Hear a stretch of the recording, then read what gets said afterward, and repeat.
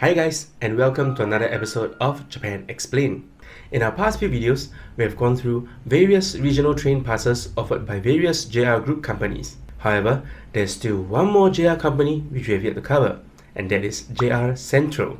JR Central, or JR Tokai in Japanese, mainly operates in the Tokai area. Tokai literally means Eastern Sea, but the Tokai area generally translates to the southern half of central mainland Japan, along the eastern coast facing the Pacific Ocean. This usually includes prefectures such as Shizuoka, Aichi, Gifu, and Mie. The busiest and longest train line operated by JR Central in this area is the Tokaido Main Line, which runs between Atami in Shizuoka Prefecture to Maibara in Shiga Prefecture along the eastern coast. Running almost parallel to it is the Tokaido Shinkansen, which connects Tokyo to Shin Osaka. JR Central will also operate the Chuo Shinkansen, a new maglev service which is currently under construction and will operate between Tokyo and Osaka when it opens in the mid-2030s. But back to our main topic, JR Central offers regional train passes which can make your trip a little more convenient and value for money. In this video, we will cover 4 of the main regional train passes offered by JR Central. Without further delay, let's dive in.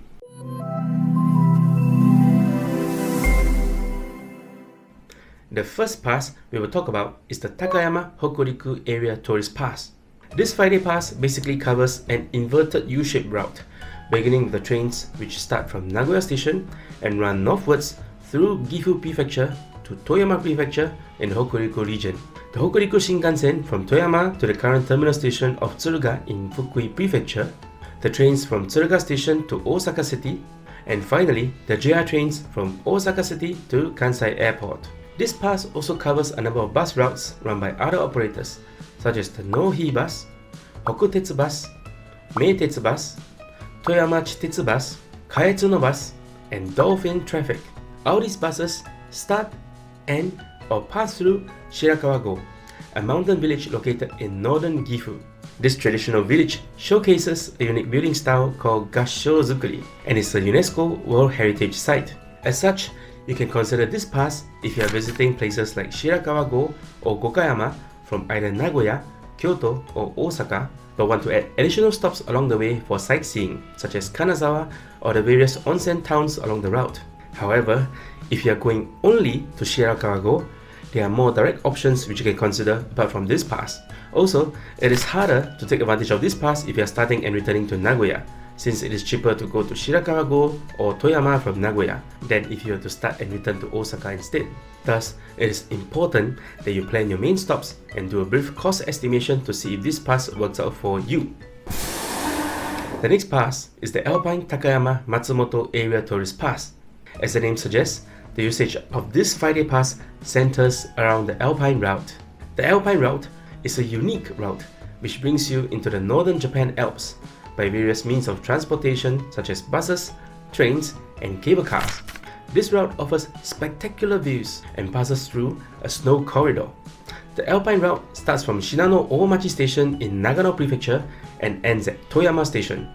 This pass covers a loop from Nagoya Station to Shinano Omachi Station via Matsumoto Station through the Alpine route, and then from Toyama Station to Nagoya Station via Takayama and Gero stations.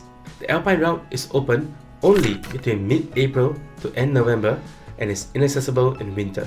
Along with this schedule, this pass is also available only for a limited period each year, from mid-April to early November, and is not available in winter. Based on this coverage, it is clear that this pass is targeted for visitors who are visiting the Alpine route, especially from Nagoya, since the value of this pass pays off relatively easily. Another advantage of this pass is that it offers free access to the transportations along the Alpine route, which means you are free to choose how you travel along the route, including backtracking. However, a big disadvantage of this pass is that users cannot secure a web ticket reservation for the Tateyama cable car. You can still take the cable car for free, of course, but you have to queue up like everyone else. And speaking of queues, the Alpine route tends to get crowded and congested, especially during April to June along the snow corridor section. So factor in some waiting time if you are planning to visit the Alpine route in general during this period of time. Also, if you are not visiting the Alpine route from Nagoya or are planning to make the round trip in more than 5 days, then you should consider other options, as you might not be able to fully take advantage of this pass.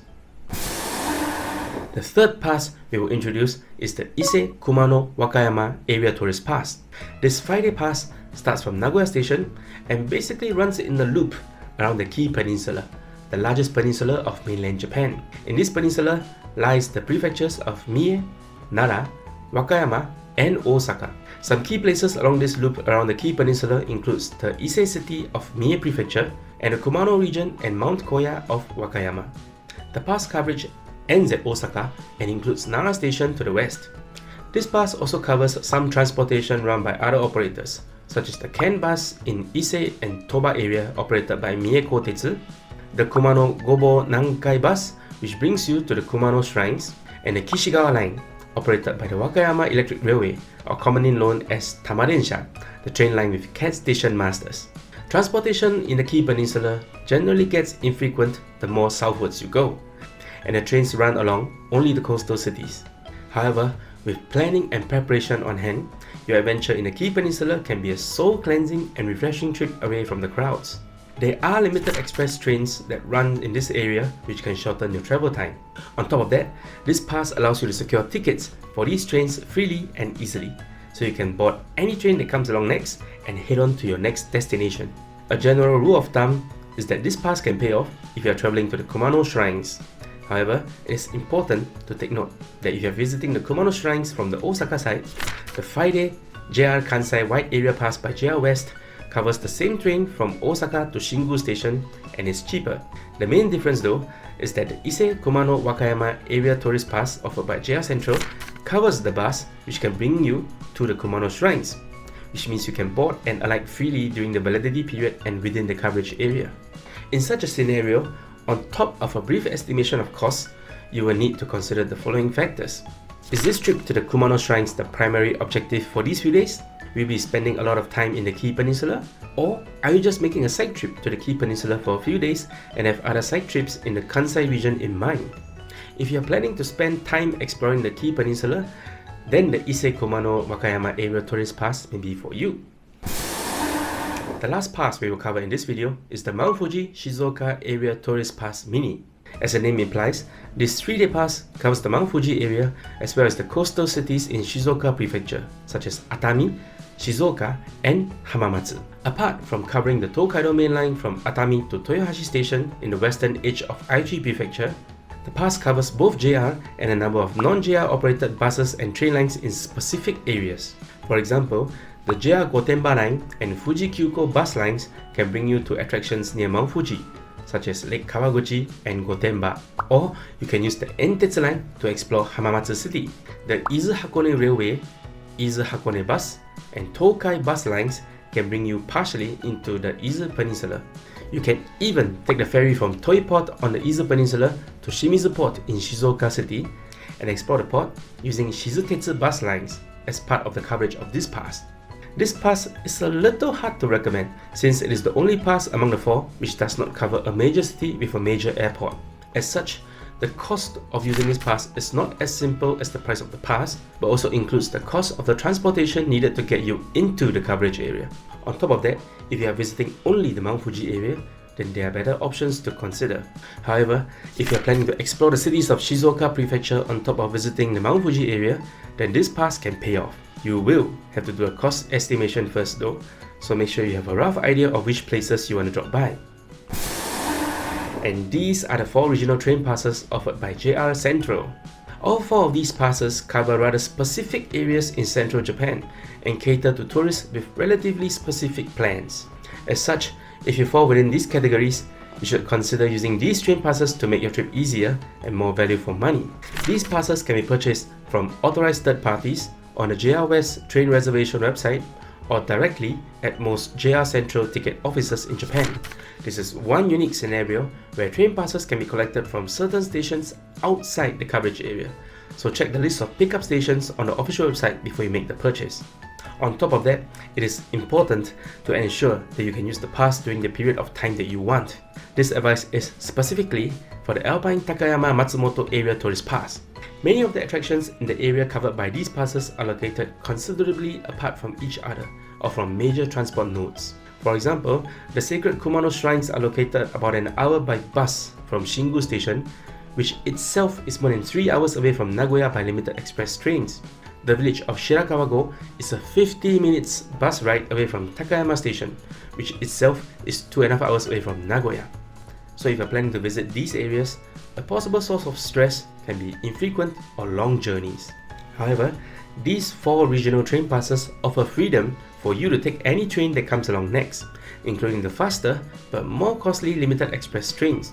You can also choose to alight anywhere along the way that might interest you.